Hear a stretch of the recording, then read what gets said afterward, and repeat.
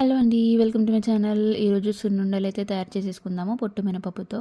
అందుకోసం నేను ఇక్కడ 2 గ్లాసుల పొట్టు మినపప్పు తీసుకున్నాను. బాంటీలో వేసేసుకొని లో ఫ్లేమ్‌లో కొద్దిగా కలర్ మారేంత వరకు, మంచి వాసన వచ్చేంత వరకు వేపుకోవాలండి. నేనిక్కడ ఇంకా హెల్తీగా తయారు చేసేసుకోవడానికి ఆవు నెయ్యి అయితే ప్రిపేర్ చేసేసుకుంటున్నాను. నా దగ్గర ముందుగానే బర్రె నెయ్యి ఉంది. కాకపోతే ఆవు నెయ్యి మంచిది కాబట్టి ఆవు నెయ్యి తీసేసుకున్నాను. మినపప్పు వేగిన తర్వాత చల్లారిన తర్వాత మిక్సీ జార్లో వేసేసుకొని 2 టేబుల్ స్పూన్ల బియ్యం వేసేసుకొని 2 ఇలాచీలు వేసేసుకొని పౌడర్ చేసేసుకోవాలి. ఇలా ఇక్కడ నేను బెల్లం పౌడర్ తీసుకున్నాను. ఒక గ్లాస్ మినపప్పుకి ఒక గ్లాసు బెల్లం తీసుకుంటే సరిపోతుందండి. 2 మిక్సీ పట్టేసుకోవాలి. ఇలా స్మూత్ పౌడర్ చేసేసుకోవాలి. చాలా స్మూత్గా చేసేసుకోవద్దు, కొద్దిగా బరకగా చేసేసుకోవాలి. తర్వాత ఆ పౌడర్ని ఒక బాండీలో వేసేసుకొని కొద్దిగా నెయ్యి వేసేసుకుంటూ ఇలా ఉండల్లాగా చుట్టేసుకోవాలి. మా ఇంట్లో ఎప్పుడు సున్నుండలు చేసినా అసలు చేయగానే ప్లేట్లో పెట్టగానే అవి మా కిడ్స్ ఇంక ఉంచరండి.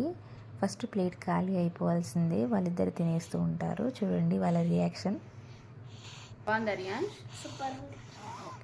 నెయ్యి వేసుకుంటూ అన్నీ ఉండల్లాగా చుట్టేసుకొని ఎయిర్ టైట్ జార్లో పెట్టేసుకుంటే ఒక 1 మంత్ అయినా సరే స్టోర్ చేసుకోవచ్చండి.